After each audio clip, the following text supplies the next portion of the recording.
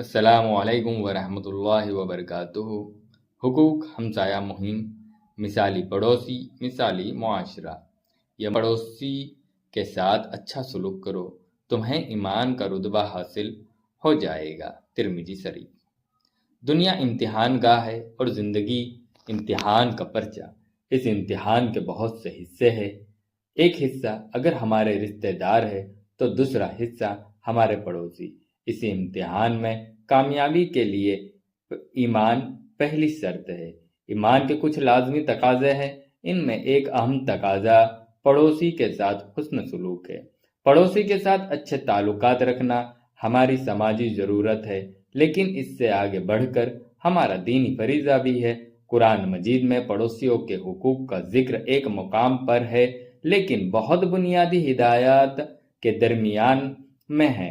اس تقاضے میں بلاغت یہ ہے کہ چند الفاظ میں پڑوسیوں کی تمام قسموں کا احاطہ کر لیا گیا ہے۔ روایتی معاشروں میں زیادہ تر رشتہ دار ہی پڑوسی ہوا کرتے تھے۔ اس بنا پر ایسے پڑوسیوں سے غفلت ہو سکتی تھی جو رشتہ دار نہ ہو، اس لیے ان کا خاص ذکر کیا گیا۔ پڑوسیوں کے ذکر سے ذہن عارضی پڑوسیوں کی طرف نہیں جاتا ہے، اس لیے ان کا بھی الگ سے ذکر کر دیا گیا ہے۔ اللہ تعالیٰ قرآن میں فرماتا ہے، قرابت دار پڑوسی، دور کے پڑوسی اور ہم نشین کے ساتھ اچھا سلوک کرو۔ رسول کریم صلی اللہ علیہ وسلم کی حدیثوں میں پڑوسیوں کے سلسلے میں بہت زیادہ تاکید ہے۔ مثالی پڑوسی، مثالی معاشرہ۔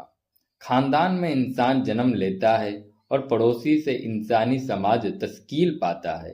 رشتہ دار تو نزدیک بھی رہتے ہیں اور دور بھی، لیکن پڑوسی تو ہوتے ہی وہی ہے جو نزدیک رہتے ہیں۔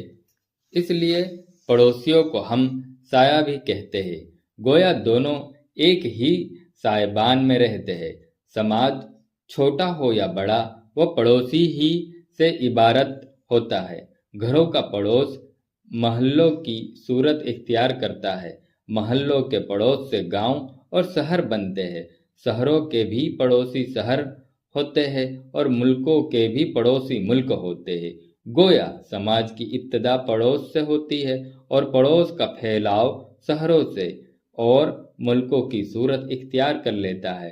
پڑوسی سے اچھے تعلقات کا لازمی نتیجہ بہتر تعلقات والے سماج کی صورت میں نکلتا ہے۔ پڑوسی کی اہمیت یہ ہے کہ اس پر مثالی سماج کے وجود کا انحصار ہے۔